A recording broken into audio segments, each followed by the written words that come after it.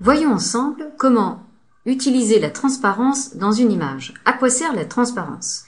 Eh bien, par exemple, si vous voulez superposer les éléments d'une image sur une autre image avec un fond d'une couleur différente, pour éviter l'effet plaquage, nous allons utiliser la fonction transparence, c'est-à-dire que nous allons rendre certaines zones de l'image totalement transparentes et elles seront ainsi superposables sur un fond de n'importe quelle couleur. Alors, j'ai à l'écran ici une image de tulipe et nous allons essayer d'enlever ici et de mettre en transparence la couleur bleue. Et nous allons superposer cette image sur cette autre image. Alors, la première chose que nous allons faire, nous allons utiliser la fonction automatique de couleur de transparence. Et nous essaierons ensuite une autre méthode, qui est une méthode plus manuelle et plus sélective. Alors, je vais me rendre dans le menu Images, et je vais cliquer ici sur Couleur de transparence. Donc, j'ai cette fenêtre qui m'indique que la transparence est disponible uniquement pour les images en 256 couleurs. Là, nous sommes en JPEG, donc nous sommes dans une palette de couleurs plus large, donc je vais effectivement passer ma palette de couleurs en 256. Je fais OK. Et ici, je vais choisir la couleur qui va être transparente. Donc je vais prendre ici cet outil qui s'appelle l'outil pipette et je vais sélectionner la couleur bleue. Je reviens dans couleur de transparence. Donc j'ai bien ici ma couleur bleue et je vais essayer d'appliquer donc la transparence. Je vais cliquer ici sur le bouton aperçu pour me rendre compte effectivement que une simple partie du bleu a été ici passée en transparence. Vous avez la transparence lorsque vous avez les petits carrés gris et blancs. Alors nous allons augmenter l'intensité de cette transparence en utilisant donc ici le curseur tolérance. Et on va y aller pas à pas. Donc, vous voyez, plus j'augmente ici, plus la zone s'élargit et plus j'ai de la transparence. Voilà. Donc là, on a presque tout mis en transparence. Il reste ici quelques petits éléments de bleu qui peuvent être corrigés ensuite avec un autre outil qui s'appelle l'outil lasso. On va essayer d'améliorer un tout petit peu. Donc, on y va par petites touches. Voilà. Et on va s'arrêter ici. Maintenant, je vais tout simplement copier cette image en faisant un CTRL A. Je vais ensuite faire un CTRL C.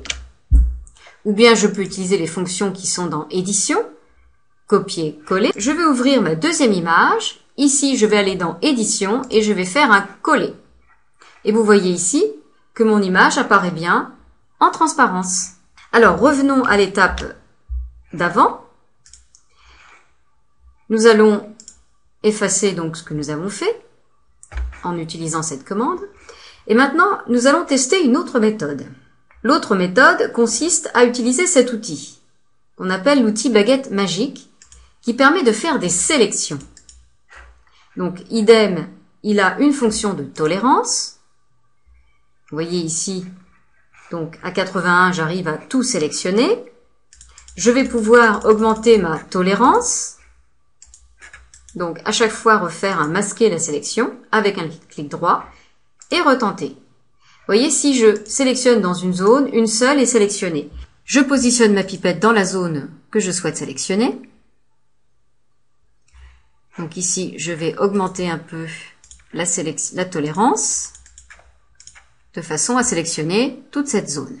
Je vais ensuite dans Images, Transparence automatique et je vais choisir région intérieure à la sélection, car région extérieure me sélectionnerait les tulipes. Donc, je veux région intérieure.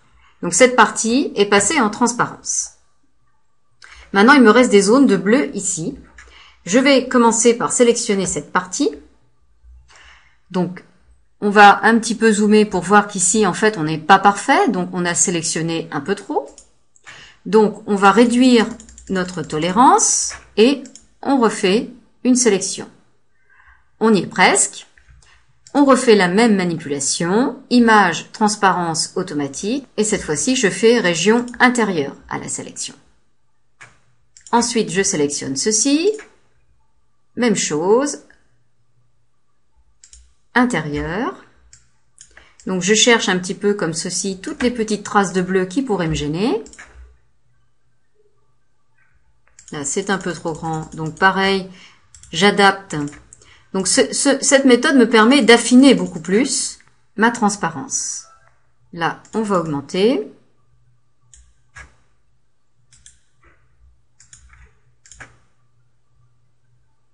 Il faut augmenter un peu plus. Voilà. Donc, il nous reste ici une toute petite zone de bleu. Je vais resélectionner la couleur un peu plus approchante. Je repasse avec l'outil de sélection et je sélectionne ma couleur. Ici. Je refais transparence automatique et ainsi, je vais pouvoir supprimer tous les éléments. On recommence avec ce petit morceau ici et ici. Maintenant, je vais sélectionner mon image. Donc, je fais un CTRL A. Ensuite, je fais un copier. Je reviens sur mon très beau bâtiment florentin. Je fais un coller. Et cette fois-ci, je vais un peu réduire cette image pour pouvoir la voir un peu plus en entier. Voilà, et on voit bien ici qu'on n'a plus du tout les éléments de bleu dans l'image. Donc je peux, à partir de ce moment-là, valider le collage et faire un très joli montage et inventer des tulipes devant un bâtiment florentin.